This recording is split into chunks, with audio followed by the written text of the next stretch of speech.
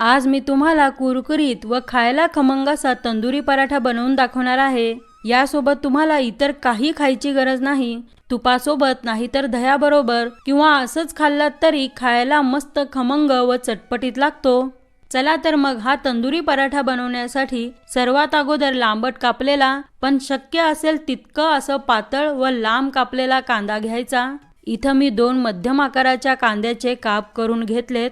आता याच्यावर साधारण अर्धा चमचा मीठ टाकून मिसळून घेऊ, जेणेकरून लच्छे वेगळे होतील आणि कांद्याला पाणी सुटून ना तो व्यवस्थित नरम पण होईल। त्यामुळे मीठ टाकून थोडंसं मिसळायचं आणि 3 ते 4 मिनिटं इथंच सोडून देऊ।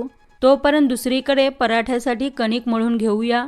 तर त्यासाठी इथं मी न चाळलेलं 1.5 कप गव्हाचं पीठ घेऊन त्यासोबत चवीपुरतं मीठ व 1 लहान वाटी ताजं दही घालायचं आहे। मग त्यानंतर आपलं नेहमीचं वापरातलं साधारण 1 चमचा तेल टाकून सुरुवातीला पाणी न घालता मिसळत दह्यातल्या पाण्याचा अंदाज घेत पीठ मळून घ्यायचं आहे। तर या पराठ्यासाठी ना विशेष पीठ मळून घ्यायची गरज नाही, फक्त त्यात दह्याचा वापर करून नेहमी चपातीसाठी पीठ मळतो अगदी तसं, आणि गरज असेल तर थोडं पाणी वापरत चपातीसारखं मऊ कणिक मळून घ्यायचं आहे, अगदी व्हिडिओत पाहताय ना तसं। आता याला झाकून 10 ते 15 मिनिटं सोडून देऊ। तोपर्यंत आपण कांद्याचा मसाला बनवूया। तर सुरुवातीला मीठ मिसळून घेतल्यामुळे ना कांद्याला पाणी व्यवस्थित सुटलंय, त्यामुळे असं हाताने पिळून पाणी काढायचं आणि एखाद्या दुसऱ्या भांड्यात काढून घ्यायचं आहे।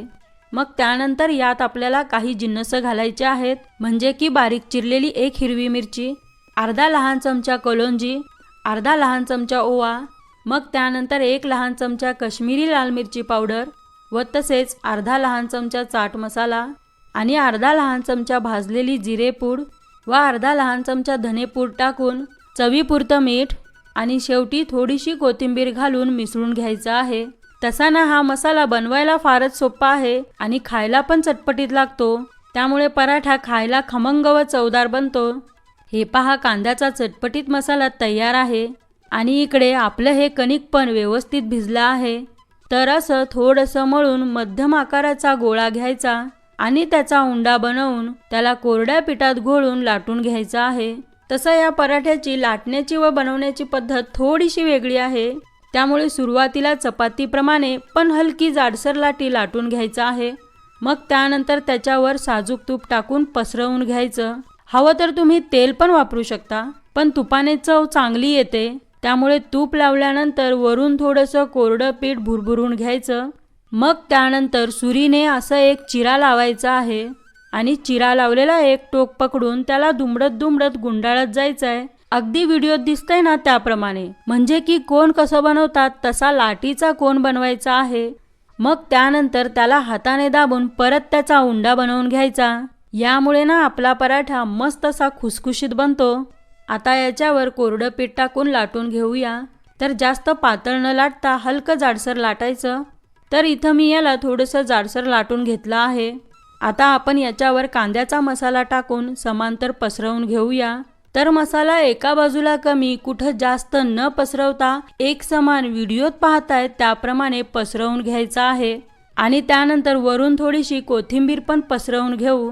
जर तुम्हाला तिखट खायला आवडत असेल तर बारीक चिरलेली हिरवी मिरची पण इथं पसरवून घेऊ शकता आणि त्यानंतर त्यावर थोडं कोरडं पीठ टाकून हाताने दाबत सेट करायचं, पण हे हाताला चिटकण्याची शक्यता असते, त्यामुळे सोपा उपाय म्हणजे की बटर पेपर असेल तर असं बटर पेपर ठेवून हळूवार हाताने लाटून घ्यायचं, जेणेकरून कांद्याचा मसाला व्यवस्थित चिटकेल आणि भाजताना पण अजिबात निघणार नाही। त्यामुळे हाताने किंवा बटर पेपर ठेवून लाटायचं आणि या पद्धतीने कांदा मसाला लाटीवर सेट करायचा आहे। मग त्यानंतर त्याच बटर पेपरवर पराठा उलटा टाकून या बाजूने पाणी लावून घ्यायचं आहे। इथं मात्र पाणी व्यवस्थित लावायचं, त्यामुळे पराठा तव्यावर व्यवस्थित चिटकेल। आता आपण याला बटर पेपर सहित उचलून डायरेक्ट गरमागरम तव्यावर टाकून सर्व बाजूंनी दाबत पराठा तव्याला व्यवस्थित चिटकल्यानंतर पेपर काढून घेऊ। तर लक्षात असू द्या की पराठा तव्यावर टाकण्या अगोदर तवा चांगला गरम करून मगच पराठा तव्यावर टाका आणि मिनिटभर भाजून घेतल्यानंतर वरून थोडंसं आवडीनुसार तूप किंवा तेल सर्व बाजूंनी लावून घ्या आणि मग तवा उलटा करून मध्यम आचेवर तवा हळूहळू फिरवत सर्व बाजूंनी पराठा चांगला खरपूस होईपर्यंत भाजून घ्यायचा आहे। आणि हो, असा तंदुरी पराठा बनवण्यासाठी तुम्हीही शक्यतो लोखंडाचा तवा वापरा, म्हणजे आपला पराठा छान खुसखुशीत भाजला जाईल। इथं नॉनस्टिकचा तवा वापरू नका। हे पहा, या बाजूने पराठा व्यवस्थित भाजला आहे। तर याच पद्धतीने खमंग व खुसखुशीत हवे तितके पराठे बनवून घेऊ शकता। हा खायला इतका चविष्ट व खमंग लागतो की बनवणारे थकतील, पण खाणाऱ्याचे हात थकणार नाहीत। आणि हे पहा, खालची बाजू सुद्धा मस्त खुसखुशीत भाजली आहे, अगदी बिस्किट रोटीप्रमाणे। तर अशा पद्धतीने असा हा चवदार व चटपटीत पराठा एकदा जरूर बनवून पहा आणि तुमचा अनुभव कमेंट्समध्ये सांगायला विसरू नका।